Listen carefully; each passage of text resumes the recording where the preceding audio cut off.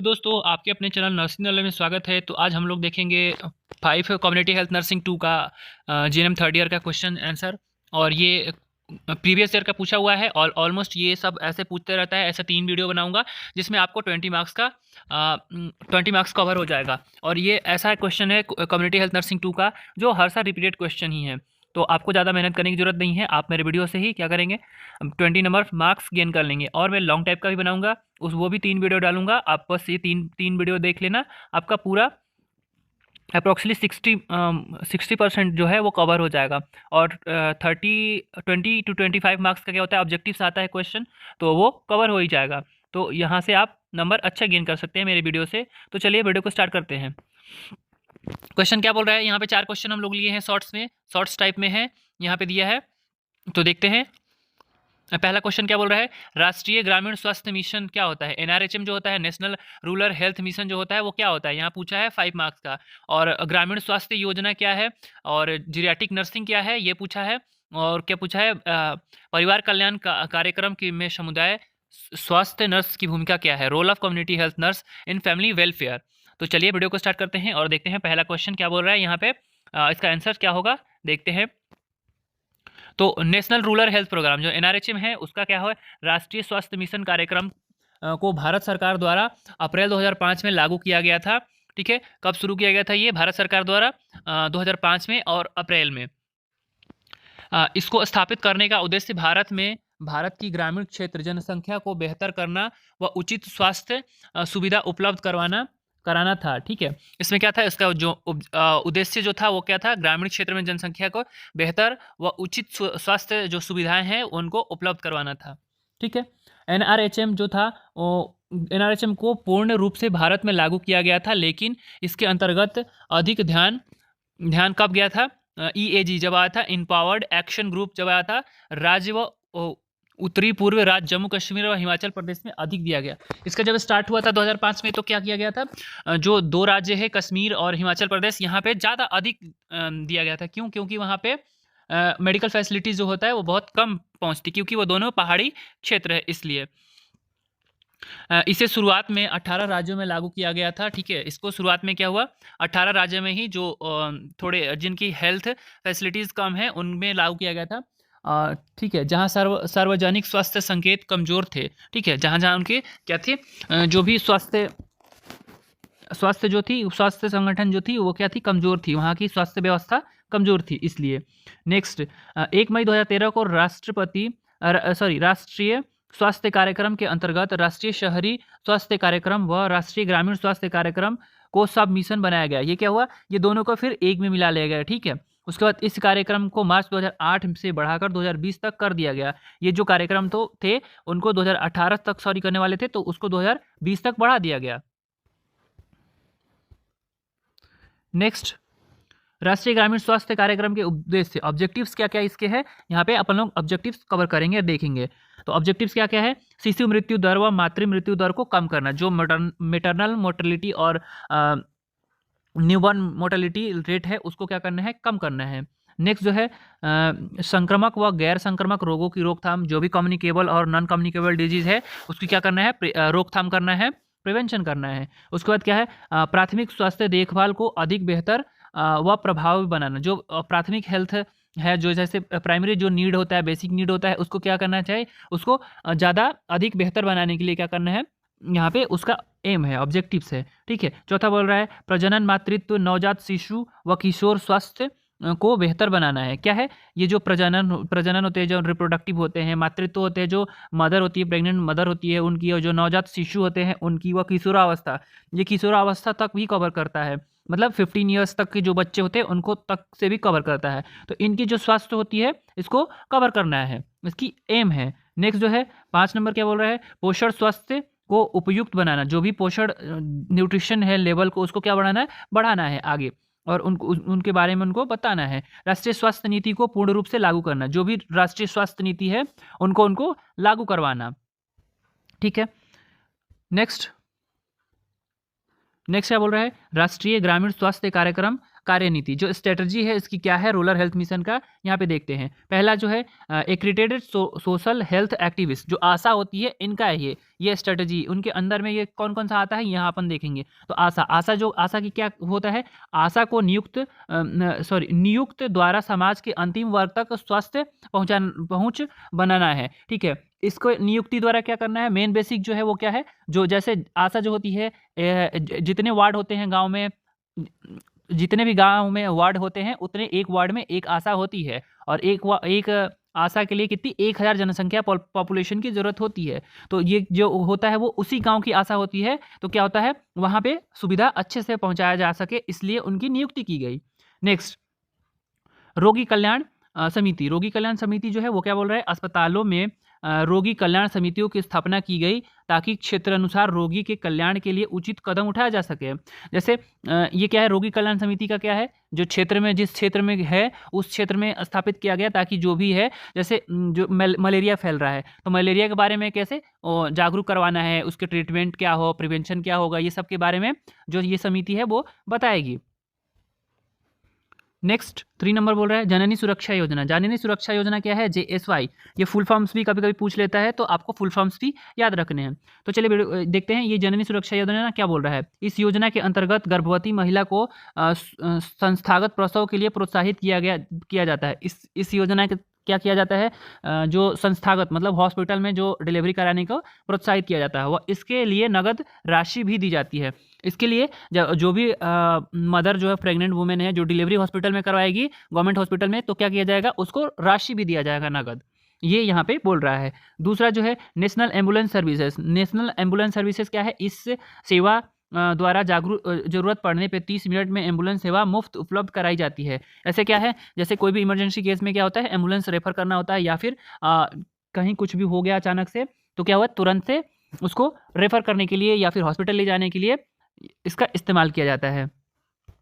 Next 5 number बोल रहा है national mobile medical unit. National mobile medical unit क्या है, इस कोई भी क्षेत्र बिना स्वास्थ्य सेवाओं के न रहे, इसलिए ऐसे यूनिट का स्थापना की गई।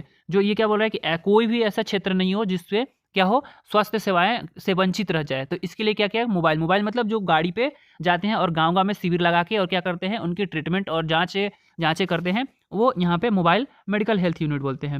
नेक्स्ट जो है जननी शिशु सुरक्षा योजना। जननी शिशु सुरक्षा योजना क्या है, JSSY। ये भी फुल फॉर्म्स में पूछ चुका है, तो आप ये भी एक बार देख लेना। इसके बाद देखते हैं इसके अंतर्गत 1 वर्ष तक के शिशु व गर्भवती महिलाओं को मुफ्त में दवाई, जांचें व रक्त स्वास्थ्य केंद्र तक आने जाने के लिए यातायात सुविधा का उपलब्ध कराई जाती है। ये क्या क्या करवाती है जननी सुरक्षा में, शिशु सुरक्षा में, कि ये जो 1 साल तक के बच्चे होते हैं, जो वुमेन होती हैं, उनके लिए भी फैसिलिटी क्या कराता है, यातायात मतलब एम्बुलेंस का, गाड़ी का फैसिलिटीज़ देता है। नेक्स्ट जो है नेशनल आयरन प्लस कार्यक्रम। नेशनल आयरन प्लस कार्यक्रम इनिशिएटिव मतलब क्या होता है, ये देखते हैं। गर्भवती महिलाएं, स्तनपान कराने वाली महिला व 6 से 60 माह तक के बच्चों में लौह जनित एनीमिया रोकथाम के लिए आयरन व फॉलिक एसिड की सप्लीमेंट खुराक दी गई। ये क्या बोल रहा है कि जो प्रेग्नेंट वुमेन होती है, जो लैक्टेशन मदर होती है, या फिर जो बच्चा होता है, वो कितना 6 से 60 माह तक के होते हैं, उनमें क्या होता है, एनीमिया, आयरन से जो कमी होने वाली एनीमिया होती है वो पाई जाती है, इसलिए इनको आयरन की सप्लीमेंट्स दिए जाने चाहिए। नेक्स्ट जो है वो बोल रहा है मातृ एवं शिशु स्वास्थ्य विंग। जो ये क्या है, ये क्या बोल रहा है, maternal and child health wing क्या है, ये यहाँ पे देखेंगे ऐसे जिला अस्पताल व समूह स्वास्थ्य केंद्र जहाँ पे मातृ एवं शिशु मृत्यु दर को जिनका अधिक है ये रोकथाम के लिए 100-50-30 बिस्तर जो है क्या है पूर्णतः मृत एवं शिशु स्वास्थ्य विंग स्थापित किए गए। ऐसे हॉस्पिटल स्थापित किए गए जहाँ पे 100 बेड, 50 बेड और 30 बेड है, और उस एरिया में स्थापित किए गए जहाँ पे माता मृत्यु दर और शिशु मृत्यु दर ज़्यादा था। तो ऐसे में क्या था इनका एम, वहाँ पे स्थापित करके और वो मातृ मृत्यु दर और शिशु मृत्यु दर को कम करना था।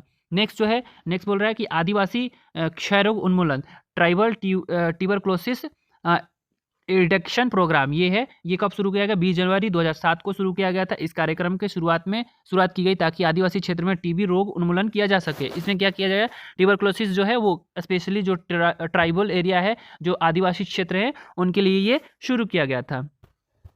नेक्स्ट देखते हैं क्या बोल रहा है। नेक्स्ट क्वेश्चन बोल रहा है ग्रामीण स्वास्थ्य सेवाएं, रूरल हेल्थ सर्विसेज क्या होता है, यहाँ पे देखते हैं। ग्रामीण क्षेत्रों में जन समुदाय के स्वास्थ्य को उन्नत व बेहतर बनाए रखने के लिए सरकार विभिन्न संस्थाओं द्वारा प्रदान की जाने वाली स्वास्थ्य सेवाएं ग्रामीण स्वास्थ्य सेवाएं कहलाती है। ये क्या बोल रहा है कि जो ग्रामीण क्षेत्र में जन समुदाय जो रहते हैं उनकी उन्नत जो होता है स्वास्थ्य के लिए क्या क्या सरकार द्वारा क्या क्या विभिन्न संस्थाओं द्वारा प्रदान की जाने वाली सेवाएं ग्रामीण स्वास्थ्य सेवाएं कहलाती है। ऐसा सरकार द्वारा ऐसा स्थापित किया गया संस्था जो ग्रामीण क्षेत्र में क्या करती है, कार्य करती है और अपनी सेवा देती है हेल्थ सेक्टर में, वो यहाँ पे रूरल हेल्थ सर्विसेज कहलाती है।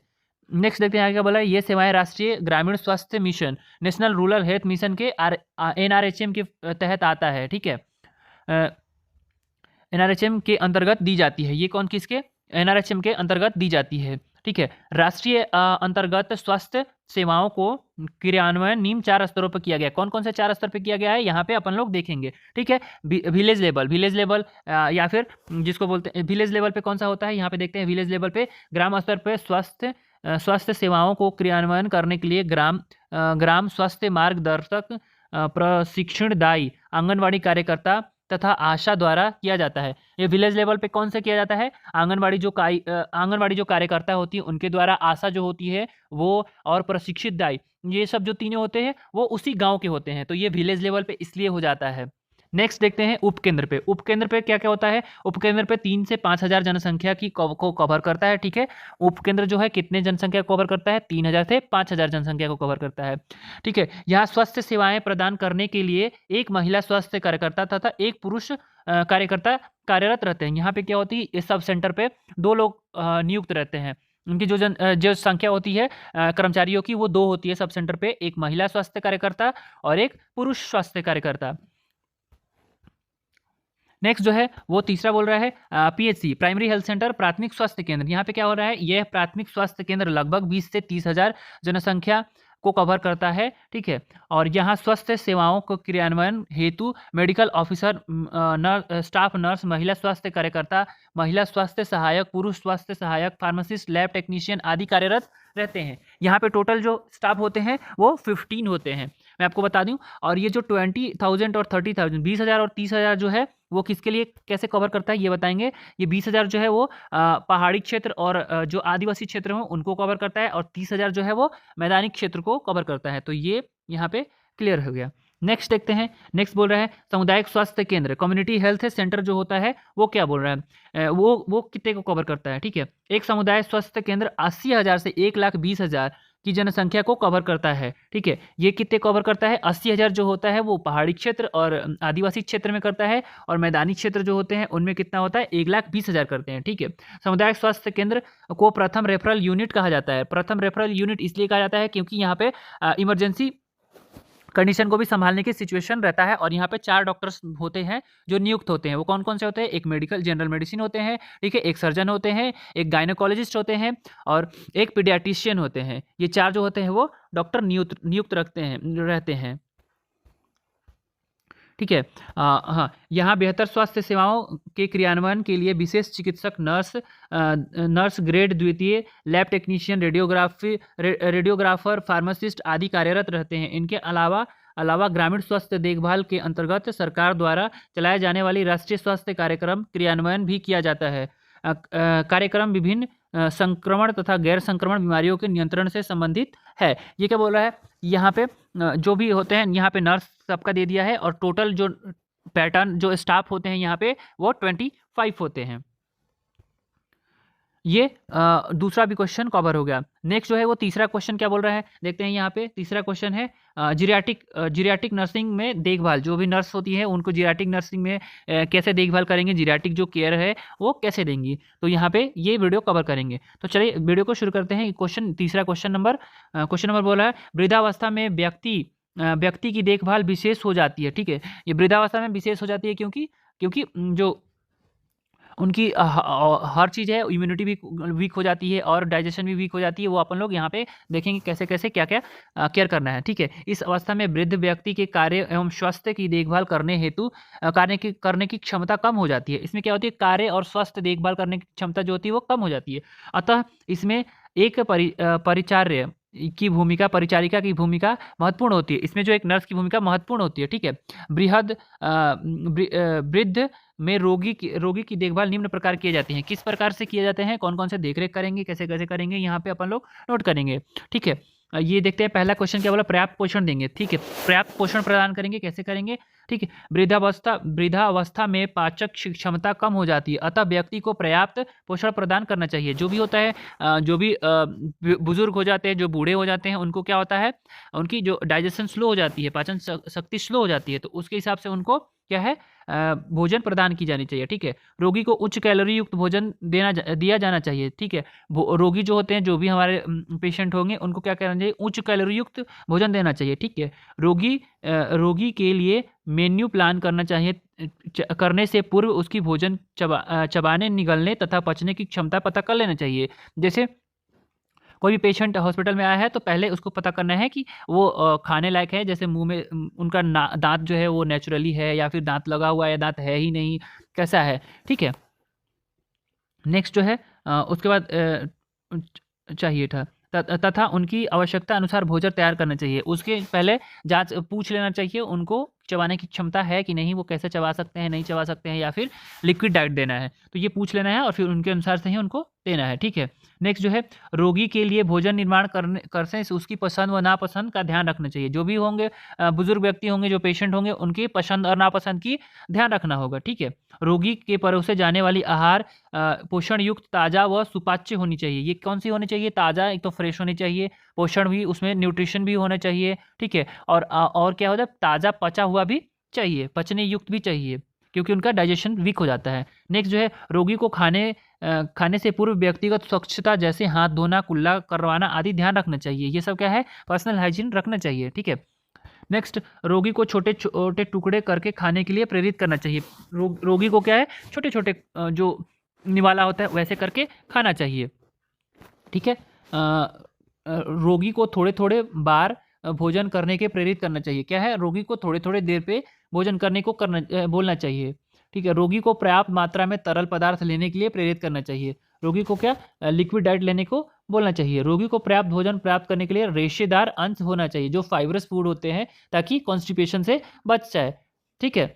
नेक्स्ट जो है, उनकी तनाव को दूर करना है, उनकी जो स्ट्रेस है उनको और चिंता जो है, जो टेंशन ले रहे हैं उनको कम करना है, ठीक है। व्यक्ति की समस्या को ध्यानपूर्वक सुनना चाहिए, जो भी है उनकी सुनना चाहिए, क्योंकि उनके पास बात करने के लिए ज़्यादा दोस्त नहीं बचे होते हैं, तो हमें उनकी बात को ध्यान से सुनना चाहिए, ठीक है। व्यक्ति से अपनेपन व लगाव वाला व्यवहार करना चाहिए, जो उनके क्या बॉन्डिंग अच्छे बनाना चाहिए, ठीक है।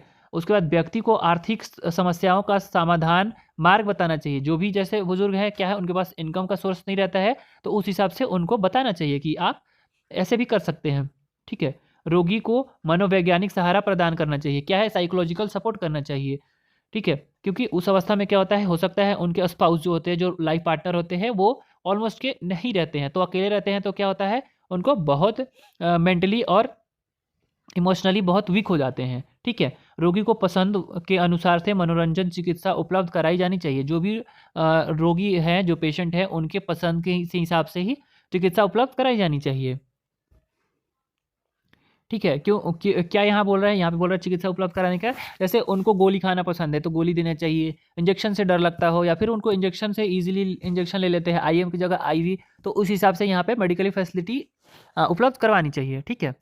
नेक्स्ट जो है, व्यक्ति को स्वच्छ रखना चाहिए। जो व्यक्ति हैं उनको स्वच्छ रखना चाहिए। व्यक्ति के व्यक्तिगत साफ सफाई को ध्यान रखना चाहिए, पर्सनल हाइजीन को ध्यान रखना चाहिए। व्यक्ति के मुंह को देखभाल प्रदान करना चाहिए। जो ओरल हाइजीन है यहाँ पे वो भी देखना है। व्यक्ति को साफ कपड़े पहनना चाहिए एवं उसके बिस्तर को भी साफ कर रखना चाहिए। उनकी जो है कपड़ा जो है उनको साफ पहनना चाहिए, ठीक है। व्यक्ति के बालों एवं त्वचा को भी साफ रखना चाहिए। व्यक्ति के जो बाल होते हैं और त्वचा होते हैं उसको भी साफ रखना चाहिए। नेक्स्ट देखे हैं, नेक्स्ट क्वेश्चन क्या बोल रहा है, नेक्स्ट है पर्याप्त आराम करना चाहिए। पर्याप्त जो है वो पेशेंट को आराम करने को बोलना चाहिए, ठीक है। व्यक्ति को पर्याप्त आराम प्रदान करना चाहिए। व्यक्ति की स्थिति हर 2 घंटे में बदलते रहना चाहिए। यदि जो हमारे पेशेंट है, जो बुजुर्ग हैं, उनको क्या बेड रिडन है, तो उनको प्रत्येक 2 घंटे में करना चाहिए, ताकि बेड सोर से बचाया जा सके।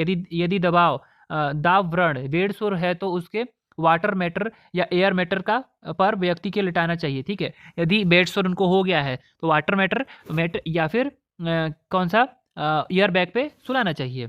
ठीक है, एयर मैट्रेस जो होता है। व्यक्ति को रात में सोते समय परेशान नहीं करना चाहिए। जो भी व्यक्ति है उनको यदि रात में सो रहे हैं तो उनको परेशान नहीं करना चाहिए। यदि आवश्यकता हो तो सेडेटिव भी देना चाहिए। ऐसे बहुत सारे पेशेंट होते हैं बुजुर्ग जो जिनको रात में नींद नहीं आती, तो फिर क्या है, उनको सेडेटिव्स भी देने चाहिए यदि नींद नहीं आ रही है तो। नेक्स्ट बोल रहा है पर्याप्त व्यायाम करने हेतु प्रेरित करना चाहिए। उनको क्या प्रेरित करना चाहिए? व्यायाम करने, एक्सरसाइज करने के लिए। ठीक है, व्यक्ति को नियमित व्यायाम करने के लिए प्रेरित करना चाहिए। गहरी सांस, सुबह घूमने, योग आदि के लिए प्रेरित करना चाहिए। ठीक है, वृद्ध व्यक्ति को व्यायाम करने के लिए उनकी स्फूर्ति बनी रहती है। यदि वृद्ध व्यक्ति जो व्यायाम करने से उनकी स्फूर्ति, जो ताज़ापन है, ताजगी बने रहेगी। ठीक है, व्यायाम करने से भूख भी अच्छी लगती है। यदि एक्सरसाइज वो करेंगे तो क्या होगा, उनकी भूख भी, डाइजेशन भी अच्छा रहेगा। ठीक है, व्यक्ति को चलने के लिए घड़ी या छड़ी या वॉकर प्रदान करना चाहिए। वॉकर जो होता है वो या छड़ी प्रदान करनी चाहिए ताकि वो टहल पाए। ठीक है, नेक्स्ट जो है सुरक्षा प्रदान करना चाहिए। पेशेंट को सुरक्षा प्रदान करना चाहिए, सेफ्टी देना चाहिए। ठीक है, नेक्स्ट जो है वो बोल रहा है व्यक्ति को यथासंभव भूतल, ग्राउंड फ्लोर पर रखने की सलाह देना चाहिए। ठीक है, व्यक्ति को जो भी बुजुर्ग होंगे उनको क्या बोलेंगे कि आप ग्राउंड फ्लोर पर रहें ताकि आपको ऊपर चढ़ने और उतरने में घुटने की परेशानी और इतनी हरासमेंट नहीं हो। ठीक है, यदि आवश्यकता हो तो बेड रेलिंग लगाना चाहिए। यदि आवश्यकता हो तो बेड रेलिंग लगाना चाहिए, क्योंकि हो सकता है पेशेंट गिर जाए तो क्या होगा, उनकी वो वृद्धावस्था में हड्डियाँ कमजोर हो जाती है तो तुरंत फ्रैक्चर हो जाती है, टूट जाती है। ठीक है, स्नान घर में फिसलन को हटाना चाहिए और व्यक्ति को बैठने के लिए एवं नहाने के लिए प्रेरित करना चाहिए।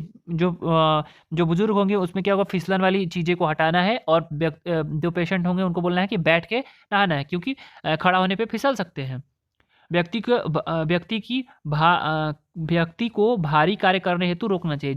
जो भी वो बुजुर्ग हैं उनको क्या बोलना है कि आपको भारी काम नहीं करना है।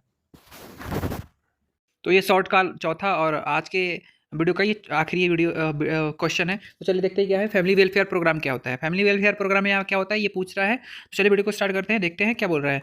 भारत सरकार द्वारा बढ़ती जनसंख्या को रोकथाम करने हेतु 1953 में परिवार नियोजन कार्यक्रम national family programme planning programme की शुरुआत की गई थी। ठीक है, ये कब शुरुआत की गई थी? 1953 में, 1953 में। ठीक है, परिवार नियोजन से तात्पर्य उन विधियों से है जो एक दंपति उनके परिवार के आकार छोटा रखने में सहायता करते हैं। ये क्या बोल रहा है? उन विधियों से है जो एक दंपति होते हैं, जो पति पत्नी होते हैं, उनकी क्या है, परिवार जो है वो छोटा रखने में क्या होती है, सहायता करती है। ठीक है, इसके अंतर्गत व्यक्तियों एवं दंपतियों को अनचाहे गर्भ से मुक्ति दिलाने हेतु दो बच्चों के मध्य पर्याप्त अंतर रखने के लिए लक्ष्य को प्राप्त करने हेतु आवश्यक जानकारी साधन उपलब्ध कराने का लक्ष्य रखा गया था। ठीक है, इसमें फैमिली वेलफेयर में क्या किया गया था कि दो बच्चों के बीच के मध्य के अंतर रखना है, कौन कौन सा कैसे आवश्यक जानकारी है और कैसे कैसे कर सकते हैं, जैसे कॉन्डम का उपयोग करना और डायफ्राम का उपयोग करना, उसके बाद कैप का यूज़ करना, उसके बाद कॉपर टी का यूज़ करना और पिल्स का यूज़ करना, ये सब के क्या है बताया गया था यहाँ पे कि कैसे कैसे आप यूज़ कर सकते हैं। ठीक है, इस कार्यक्रम को प्रभावी ढंग से लागू करने के लिए पारिवारिक क्लिनिक फैमिली प्लानिंग क्लिनिक की स्थापना की गई थी। ठीक है, इस कार्यक्रम को सही ढंग से लागू करने के लिए कौन सा क्लिनिक खोला गया था? फैमिली प्लानिंग क्लिनिक्स खोला गया था। ठीक है, स्वास्थ्य शिक्षा हेल्थ एजुकेशन के द्वारा लोगों को जागरूकता उत्पन्न कराना था। ठीक है, क्या कराना? जागरूक कराना है हेल्थ एजुकेशन द्वारा। कार्यक्रम का एक प्रमुख तत्व था इस कार्यक्रम का प्रमुख तत्व क्या था? हेल्थ एजुकेशन, जिसके द्वारा क्या किया गया था? जागरूक किया गया था फैमिली प्लानिंग के मेथड्स को समझाने के लिए। ठीक है, स्वास्थ्य शिक्षा द्वारा लोगों को छोटे परिवार के फायदे एवं बड़े परिवार के सामाजिक आर्थिक हानियों से अवगत कराना, उन्हें परिवार का आकार का छोटा रखने के लिए प्रेरित करना था। ठीक है, उनको क्या क्या किया गया कि छोटे परिवार रहने का क्या क्या फ़ायदा है ये बताया गया और बड़े परिवार रहने से क्या क्या नुकसान है, कैसे आर्थिक हानि होगा, तो वो वहाँ पे समझाया जाता है। ठीक है, रखने के लिए प्रेरित करना था। ठीक है, ये सब करने के लिए प्रेरित करना था। उन्हें दो बच्चों के मध्य में कम से कम 3 साल का अंतर रखने के लिए प्रेरित करना था। ठीक है, उनको दो बच्चे, जैसे उनका एक बेबी हो चुका है, एक बच्चा हो चुका है, तो दूसरे बच्चे के बीच में कम से कम 3 साल का गैप रखने के लिए प्रेरित करना था। ठीक है, तथा ये सब कुछ करने के लिए आवश्यक साधनों का उपलब्ध सुनिश्चित कराना इस कार्यक्रम का मुख्य पहलू था। ठीक है, इस कार्यक्रम को मतलब क्रियान्वयन करने के लिए क्या था, जो भी सामान चाहिए था वो क्या करें, कार्य कार्यस्थल पे पहुंचाने के लिए भी इसका लक्ष्य था। ठीक है, ये परिवार कल्याण कार्यक्रम समुदाय स्वास्थ्य नर्स की भूमिका। ठीक है, क्या हेल्थ कम्युनिटी हेल्थ नर्सिंग के रोल है फैमिली वेलफेयर में, क्या क्या रोल है यहाँ पे देखेंगे। ठीक है, परिवार कल्याण कार्यक्रम में समुदाय नर्स के मुख्य कार्य है, क्या क्या कार्य है पहला देखते हैं। परिवार के बारे में विस्तृत जानकारी प्राप्त करना। ठीक है, परिवार के बारे में विस्तृत जानकारी प्राप्त करेंगे कि फैमिली में कितने हैं, उसका जो भी एलिजिबल कपल है उसका क्या है, कितने बेबी है। ठीक है, सामुदायिक स्वास्थ्य नर्स द्वारा परिवार की विस्तृत जानकारी प्राप्त की जाती है, जैसे परिवार के सदस्यों की संख्या, उम्र, लिंग, शैक्षणिक योग्यता, आर्थिक स्तर, परिवार के सदस्यों की स्वास्थ्य संबंधी समस्याएं, मासिक आय, टीकाकरण आदि की जानकारी क्या है, परिवार की हिस्ट्री कलेक्ट कर लेते हैं। ठीक है, उसके बाद फिर परिवार की स्वास्थ्य संबंधी समस्याओं का पता लगाना। ठीक है, समुदाय में स्वास्थ्य नर्स से संबंधित परिवार के सदस्यों की वार्तालाप कर उन्हें स्वास्थ्य से जुड़ी हुई समस्याओं का पता लगाती है तथा उनके परिवार के सदस्यों की उनकी आवश्यकता अनुसार स्वास्थ्य सेवाएं उपलब्ध कराती है। ठीक है, क्या बोल रहा है कि पहले उनकी हिस्ट्री लेते हैं कि कोई डिजीज़ तो नहीं है, पहले से ही क्रॉनिक डिजीज़ तो नहीं रहा है, जैसे बीपी, शुगर ना या फिर अस्थमा, इस टाइप का कोई डिजीज़ तो नहीं रहा है, तो उसके हिसाब से उनकी सेवाएं उपलब्ध करवाई जाएगी। ठीक है, नेक्स्ट, स्वास्थ्य योजना के बारे में जानकारी देना। समुदाय स्वास्थ्य नर्स परिवार के सदस्यों को सरकार द्वारा चलाई जा रही योजना तथा उनके लाभ के बारे में जानकारी प्राप्त करती है। ठीक है, तथा उनका लाभ उठाने के लिए प्रोत्साहित करती है, जैसे जैसे मार की शिशु स्वास्थ्य सेवा परिवार नियोजन सेवाएं, टीकाकरण। ठीक है, मातृत्व एवं शिशु स्वास्थ्य सेवाएं, यहाँ पे ये गलत हो गया, मातृत्व होगा, मातृत्व एवं शिशु स्वास्थ्य सेवाएं, परिवार नियोजन, टीकाकरण आदि की यहाँ पे क्या है, उसकी जो भी बेनिफिट्स है, कैसे कैसे बेनिफिट्स उठा सकते हैं उसके बारे में उनको जानकारी देना है। ठीक है, तीसरा जो निरीक्षण करना, निरीक्षण कैसे करना है यहाँ पे देखते हैं। निरीक्षण क्या करेगी, सामुदायिक स्वास्थ्य नर्स अधीनस्थ स्वास्थ्य कार्यकर्ता, स्वास्थ्य सहायक आदि कार्यों को देखरेख करती है, वह परिवार सदस्य द्वारा प्रदत्त देखभाल का निरीक्षण करती है। ठीक है, जो भी उस संस्था के अंतर्गत कार्यरत है, जैसे केवल नर्सिंग स्टाफ ही नहीं होता है, बाकी और सारे भी होते हैं, हेल्पिंग हैंड्स रहते हैं, तो क्या करना होता है, उनके साथ भी उनका सुपरविजन करना, उनको गाइडलाइंस देना। ठीक है, नेक्स्ट जो है उसको क्या करना, स्वास्थ्य शिक्षा प्रदान करना। स्वास्थ्य शिक्षा प्रदान कैसे करते हैं, सामुदायिक स्वास्थ्य नर्स के द्वारा व्यक्तिगत एवं सामुदायिक शिक्षा प्रदान किया जाता है। ठीक है, ये क्या है, पर्सनल और सामूहिक शिक्षण प्रदान किए जाते हैं। ठीक है, स्वास्थ्य शिक्षा, वह स्कूल स्वास्थ्य शिक्षा कार्यक्रम में भाग लेती है तथा रोगी विधिवत देखभाल के व्यवहारिक परीक्षण देती है, जैसे वह क्या है, स्कूल स्वास्थ्य जो होता है कार्यक्रम में भाग लेती है, विधिवत देखभाल, जैसे उसकी कैसे अच्छे केयर करेंगे उसकी भी प्रशिक्षण देती है, जैसे घर वाले को प्रशिक्षित करती है कि कैसे इसका क्या कर सकते हैं, कोई भी पेशेंट है, बेड रिडेंट है, तो कैसे बेड चेंज करना है, कैसे नहलाना है, क्या क्या खाना खिलाना है, इसके बारे में वहाँ पे बताएंगे।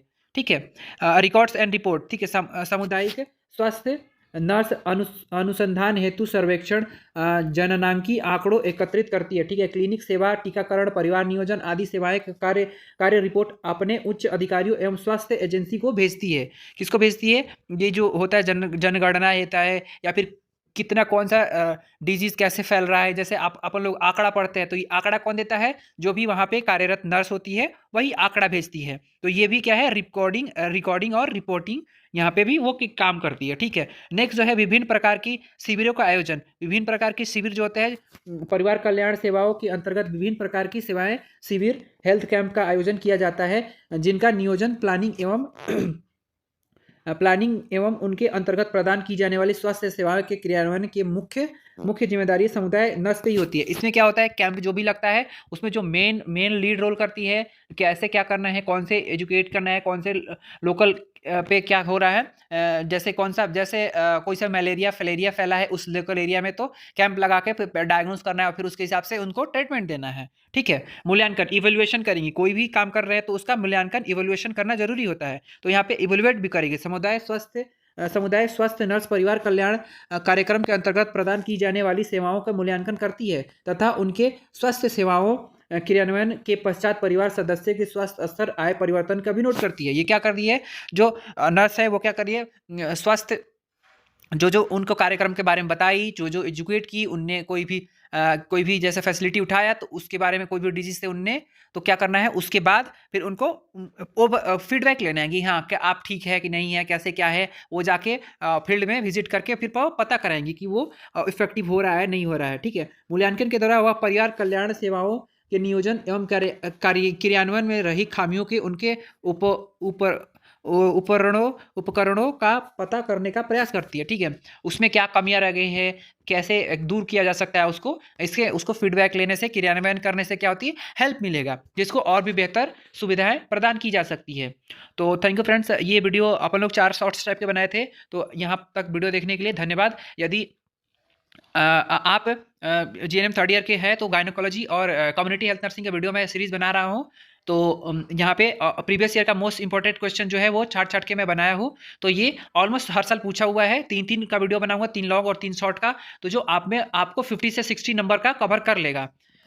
तो वीडियो में बने रहने के लिए धन्यवाद। आप वीडियो को लाइक करें और अपने फ्रेंड्स के साथ शेयर करें, चैनल को सब्सक्राइब करें। Thank you.